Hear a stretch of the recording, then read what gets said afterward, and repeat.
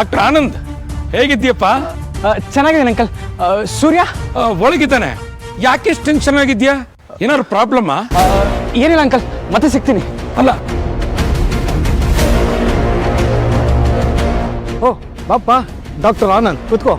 ಯಾಕೆ ನಿನ್ನೆ ಬರಲಿಲ್ಲ ಫಂಕ್ಷನ್ಗೆ? ಅದು ಹಾಗೆಲ್ಲ ಬರಬೇಕು ಅಂದಾಗ ಬರೋಕ್ಕಾಗಲ್ಲ ಅಪ್ಪ. ಆ ಭಗವಂತ ಎಲ್ಲಿ ಕಳಿಸ್ತಾನೋ ಅಲ್ಲಿಗೆ ಹೋಗಲೇಬೇಕು. ಈ ಭೂಮಿ ಮೇಲೆ ಒಂದು ಹುಲ್ಕಡ್ಡಿ ಆ ಕಡೆ ಈ ಕಡೆ ಅಲ್ಲಾಡೋದಕ್ಕೂ ಆ ಭಗವಂತನ ಅಪ್ಪನೇ ಬೇಕು. ಹಾಗೇನಿಲ್ಲ, ಒಂದು ಎಮರ್ಜೆನ್ಸಿ ಸರ್ಜರಿ ಇತ್ತು, ಅದಕ್ಕೆ ಬ್ಯುಸಿ ಆದ ಅಂಕಲ್ ಅಷ್ಟೇ. ಸೂರ್ಯ ಅಲ್ಲಿ ಮಲಗಿದಾನಾ? ಇಲ್ಲ, ಮೇಲಿದ್ದಾರೆ.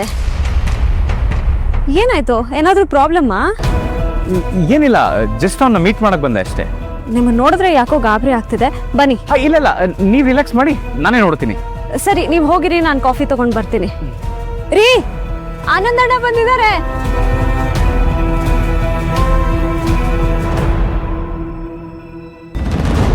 ಏನು ನೀನು ಹೇಳೋದು? ಹೌದು, 10 ವರ್ಷ ಆದ್ಮೇಲೆ ಗಾಯತ್ರಿ ನೋಡಿದೆ. ಅವತ್ತು ಬಂದಮೇಲೆ ಮತ್ತೆ ಭೇಟಿ ಆಗಿರಲಿಲ್ಲ. ಮತ್ತೆ ಭೇಟಿ ಮಾಡ್ತೀನಿ ಅಂತ ಅಂದ್ಕೊಂಡು ಇರಲಿಲ್ಲ. ಪಾರ್ವತಿ ಜೊತೆ ಹೀಗೆ ಬಂದಿರ್ತಾಳೆ ಅಂತ ಕಲ್ಪನೆನೂ ಇರಲಿಲ್ಲ ನನಗೆ. Parvati best friend. ಪಾರ್ವತಿ ವರ್ಷಾನ್ಗಟ್ಲೆಯಿಂದ ಹುಡುಕ್ತಿದ್ದ ಸೂಜಿ ಇವಳೇ ಆಗ್ಬೇಕಾಗಿತ್ತ. ಹಣೆ ಬರ ಕಣೋ. ಬದುಕಿನಲ್ಲಿ ಬೇಕು ಅಂದಾಗ ಏನೂ ಸಿಗಲ್ಲ, ಬೇಡ ಅಂದಾಗ ಕಾಲ್ಗೆ ಸುತ್ಕೊಳ್ಳುತ್ತೆ. ಆದರೆ ನಿನಗೆ ಕುತ್ತಿಗೆಗೆ ಸುತ್ಕೊಂಡಿದೆ. ಸರಿ, ನೆನ್ನೆ ಏನಾಯ್ತು? ನೆನ್ನೆ ಅವಳಿಗೆ ಏನನ್ಸ್ತೋ ಏನೋ, ಪಾರ್ವತಿಗೂ ಹೇಳ್ದೆ ಹೊರಟೋದ್ಲು. ಮದುವೆ ಆಗಿ 2 ಮಕ್ಕಳಿದ್ದಾರೆ ಅವಳಿಗೆ. ಡಿಸ್ಟರ್ಬೆನ್ಸ್ ಬೇಡ ಅನ್ಸಿ ಹೊರಟೋದ್ಲು ಅನ್ಸುತ್ತೆ. ಒಳ್ಳೇದೇ ಆಯ್ತಲ್ಲ, ಎಲ್ಲರೂ ಅವ್ರವ್ರ ಲೈಫಲ್ಲಿ ಸೆಟ್ಲ್ ಆಗಿದ್ದಾರೆ. ಅದನ್ನ ಅಷ್ಟಕ್ಕೆ ಬಿಟ್ಬಿಡು. ನಾನು ಅದೇ ಅನ್ಕೋತಾ ಇದ್ದೀನಿ, ಇವತ್ತಿಗೆ ಎಲ್ಲ ಮುಗ್ದೋಗ್ಲಿ ಅಂತ. ನಮ್ಮಿಬ್ಬರ ವಿಷಯ ಯಾರಿಗೂ ಗೊತ್ತಾಗೋದು ಬೇಡ. ಅವಳು ಮತ್ತೆ ನನ್ನ ಕಣ್ಮುಂದೆ ಬರೋದು ಬೇಡ. ಅವಳು ಎಲ್ಲಿದ್ದಾಳೋ ಅಲ್ಲೇ ಸುಖವಾಗಿರಲಿ. ನೀನೇ ಹೇಳಿದ್ಯಲ್ಲ, ಪಾರ್ವತಿ ಹತ್ರ ಗಾಯತ್ರಿ ಫೋನ್ ನಂಬರು ಅಡ್ರೆಸ್ ಏನೂ ಇಲ್ಲ ಅಂತ. ಅವ್ರು ಮತ್ತೆ ನಿನ್ನ ಕಣ್ಮುಂದೆ ಬರೋ ಚಾನ್ಸೇ ಇಲ್ಲ.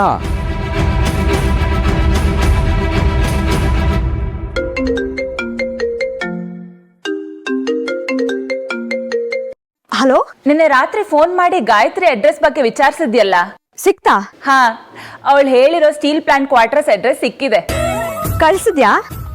ಮೆಸೇಜ್ ಮಾಡಿದ್ದೀನಿ. ಹೌದಲ್ಲ, ಇಷ್ಟು ಇನ್ಫಾರ್ಮೇಶನ್ ಸಿಕ್ಕಿದ್ರೆ ಸಾಕು. ಇನ್ ಮುಂದೆ ಏನ್ ಮಾಡ್ಬೇಕು ಅಂತ ನನಗೆ ಗೊತ್ತು. ನಿನ್ನಿಂದ ತುಂಬಾ ದೊಡ್ಡ ಹೆಲ್ಪ್ ಆಯ್ತು. Thank you, thank you, thank you, thank you so much. ರೀ ರೀ ರೀ ಸಾರಿ, ನನ್ನ ಫ್ರೆಂಡು ಅಡ್ರೆಸ್ ಸಿಕ್ಕಿದ ಖುಷಿಲಿ ನಿಮ್ಮಿಬ್ರು ಮಧ್ಯ ಬಂದೆ. ಅಡ್ರೆಸ್ ಸಿಗ್ತಾ? ಹಾ, ನನ್ಗೆ ಅವಳು ಯಾವತ್ತೂ ಸಿಗಲ್ಲ ಅಂತ ಅನ್ಕೊಂಡಿದ್ದೆ. ಆದ್ರೆ ಈಗ ನಾವ್ ಯಾವತ್ತೂ ದೂರ ಆಗಲ್ಲ ಅಂತ ಅನಿಸ್ತಾ ಇದೆ.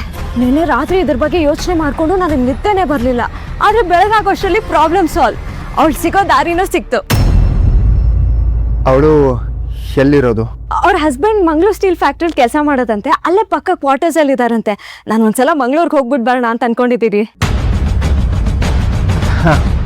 ಸರಿ, ಹೋಗ್ಬಾ.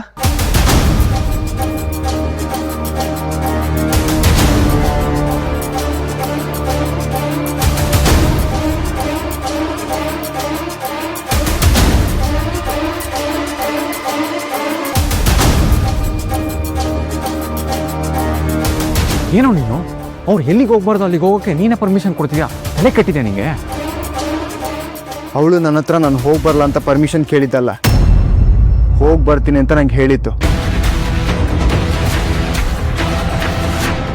ಅವಳ ಹಠ ನಿಂಗೆ ಗೊತ್ತಿಲ್ಲ. ರೀ, ನಾನು ಮಂಗಳೂರಿಗೆ ಫ್ಲೈಟಲ್ಲಿ ಹೋಗಿ ಅಲ್ಲಿಂದ ಕ್ಯಾಬ್ ಮಾಡ್ಕೊಂಡು ಹೋಗ್ತೀನಿ. ಬುಕ್ ಮಾಡಿಬಿಡಿ. ಪಾರ್ವತಿ, ನೀವೊಬ್ಬರೇ ಹೋಗೋದಕ್ಕಿಂತ ಸೂರ್ಯನ ನಿಮ್ಮ ಜೊತೆ ಕರ್ಕೊಂಡೋದ್ರೆ ಚೆನ್ನಾಗಿರುತ್ತೆ. ಹೌದಾ? ಬರ್ತೀನೇನ್ರಿ? ಅಯ್ಯೋ, ಕೇಳ್ತಿರಲ್ಲ, ನೀವು ಹೋಗಿ ರೆಡಿಯಾಗಿ, ಅವ್ನು ಬರ್ತಾನೆ. ಇವ್ರು ಬಂದ್ರೆ ಇನ್ನೂ ಸೂಪರ್ ಆಗಿರುತ್ತೆ.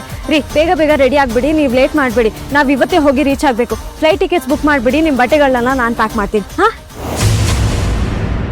ಏನೋ ಮಾಡ್ತೀನಿ ನೀನು. ನನ್ನನ್ನು ಕರ್ಕೊಂಡು ಹೋಗು ಅಂತ ಯಾಕೆ ಹೇಳಿದೆ? ಯಾಕಂದರೆ ಕೆಲವು ವಿಷಯಗಳು ಮುಗಿಯೋದು ಕೂಡ ಇಂಪಾರ್ಟೆಂಟ್. ಏನು ಮುಗಿಬೇಕು? ಅರ್ಥ ಆಗೋ ಥರ ಹೇಳು. ನೀನು ಅರ್ಥ ಮಾಡ್ಕೊಳ್ಳೇಬೇಕು.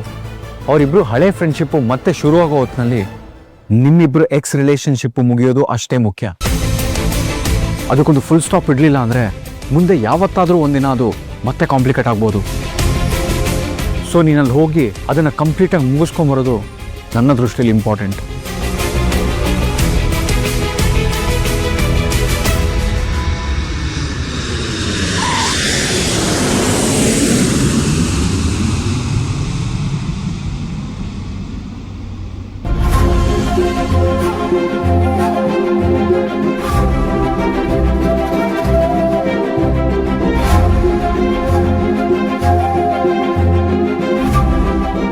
ಅವ್ರ ಗಂಡ ಎಲ್ಲಿ ಕೆಲಸ ಮಾಡೋದಂದಿದ್ ನೀನು?